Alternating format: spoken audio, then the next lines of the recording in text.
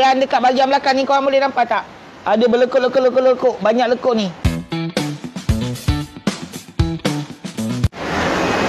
Ngah, Ya. tengah buat apa ni Ngah?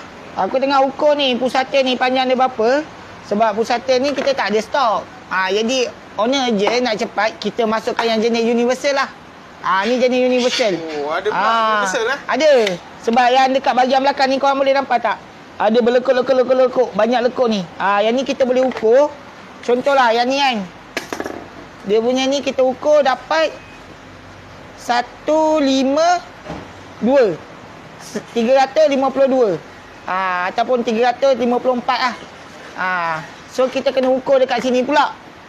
Ni ada saiz dia. Nampak? Line pertama kita ukur. Line pertama dengan sampai sini. Line pertama dapat berapa? 32 berapa ni? 32 lebih.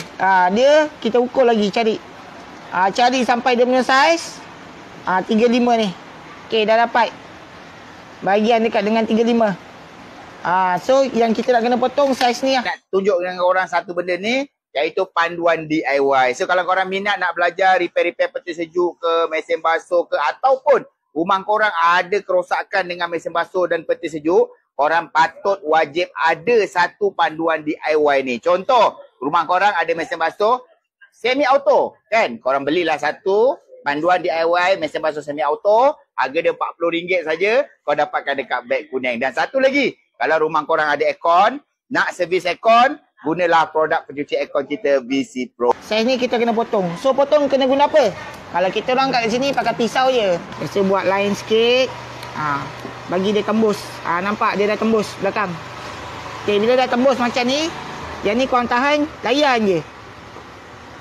Layan. Layan je.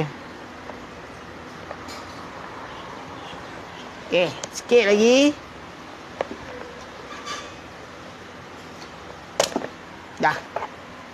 Oh, macam tu Ngah. Senang tak? Senang Ngah. Boleh Senang, DIY ni Ngah. Betul. Ngah, ni untuk mesin basuh apa? Auto ke manual? Auto. Auto. Manual pun boleh. Oh, manual boleh. Manual auto boleh pakai. Sebab dia ada saiz-saiz dia dah. Ni paling kecil lah. Paling kecil dia ni kita boleh ukur juga. Ujung sini sampai ujung sini. Dalam 320 mm. So kalau saiz korang 320 mm ke atas, tak lebih 400 mm, boleh pakai pusat universal ni.